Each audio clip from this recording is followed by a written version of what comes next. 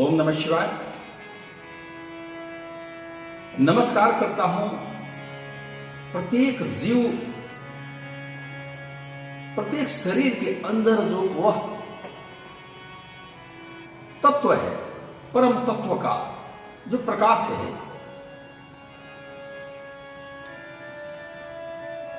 उसको मैं बार बार प्रणाम करता हूं, इसलिए कि वह एक ही है जो सर्वत्र व्याप्त है।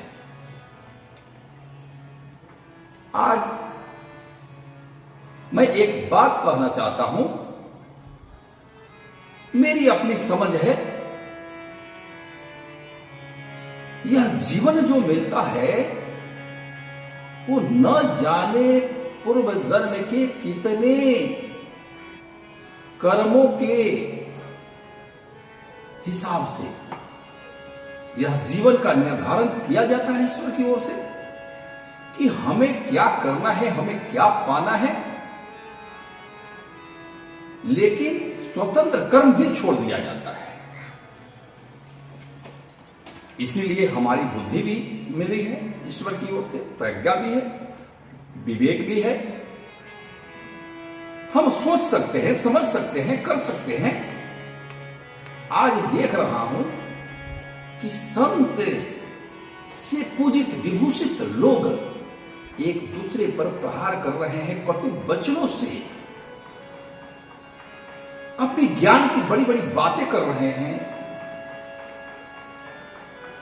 लगता है कि एक सनातन धर्म में एक क्रांति आ गई है, लेकिन ये क्रांति जो है अच्छे कामों के लिए हो रही है कि ऐसे ही इसका कोई कारण नहीं है। इस पर मेरी दृष्टि जो है निष्पक्ष है। मैं समझता हूं कि गुरु का पद, संत का पद, महंत का पद, साधु का पद, या आप सनातन धर्म के जिस क्षेत्र में हो, आप जिस पद पर हैं उसकी गरिमा घट न जाए। आप क्या कर रहे हैं, क्या करने आए हैं? आपको ईश्वर की उपासना करनी है, तपस्या करना है, जन कल्याण करना है, कि अपने आप को श्रेष्ठ दिखाकर लोगों का अपमान करना है। और अपमान भी अगर हम कर रहे हैं तो बुरे लोगों का अपमान कर रहे हैं कि अच्छे लोगों का अपमान कर रहे हैं? क्या इसकी समझ हम में है? किताबों का ज्ञान जो है क्या कर लेगा? पुस्तक जो है, ग्रंथ जो है, हमारे पढ़ने के लिए है, समझने के लिए है, चिंतन करने के लिए है। अगर उसको हम याद ही कर ले, पी ही ले,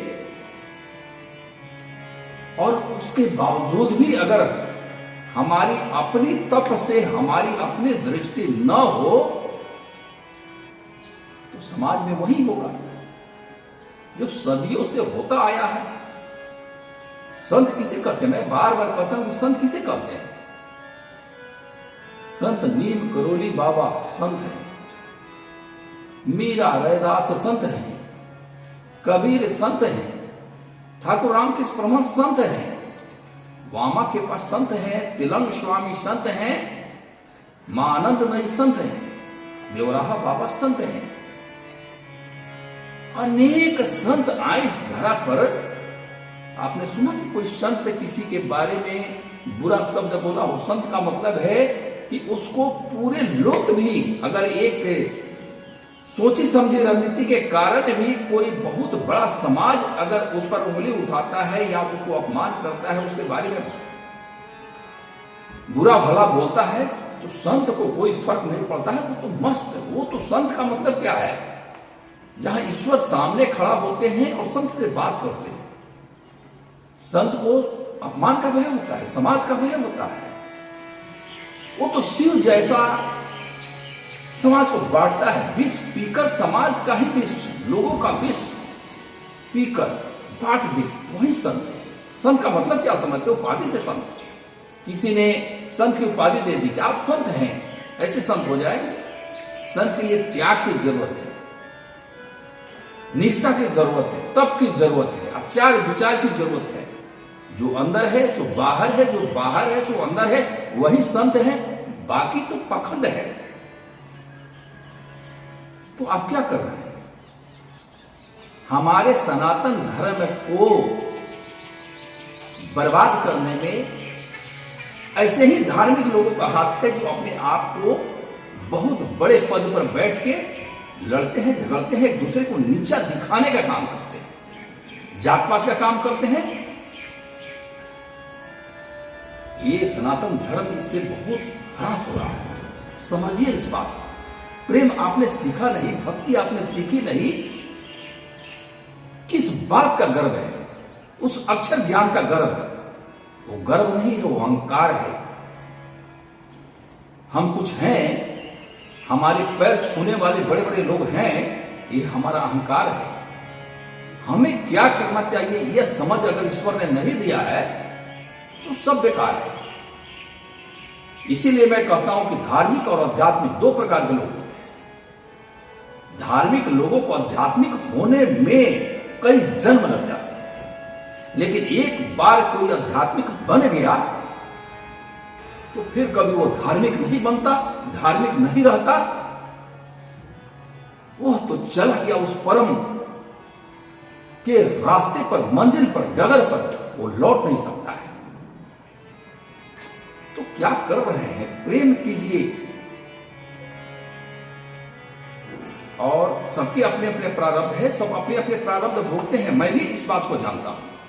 लेकिन अगर आपको ईश्वर ने कुछ दिया है, कुछ ज्ञान दिया है, अक्षर ज्ञान दिया है, या आपको तप का शक्ति प्रकट हो गया है, आपके अंदर बहुत सारी ऊर्जाएं इकट्ठी हो गई है, तो उसे जन कल्याण में लगाइए। भेदभाव में लगाइएगा तो भेदभाव न शिव करते हैं, न हरि करते हैं, न जगदम्बा करती है।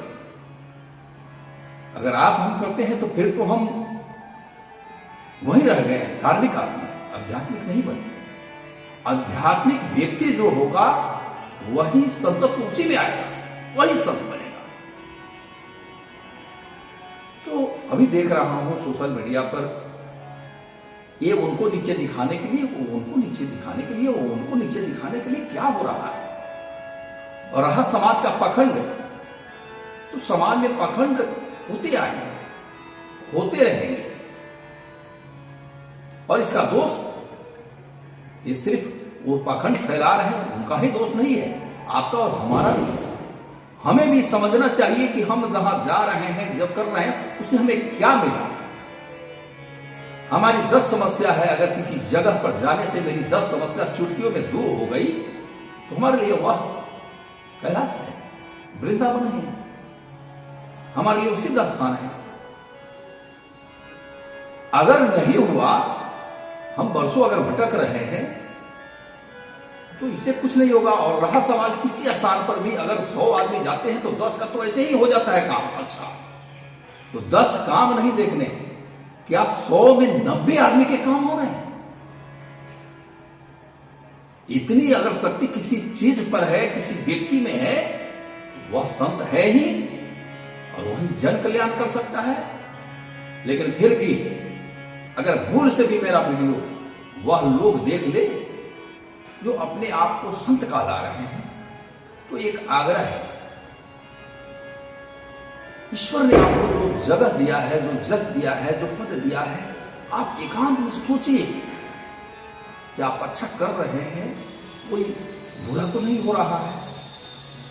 क्या इस ब्रह्मांड के एक छोटे से टुकड़े पृथ्वी पर हम रहने वाले अपने जस प्रसिद्धि के लिए कहीं हम गलत तो नहीं कर रहे हैं? क्या हम उस ईश्वर के लिए रोते हैं?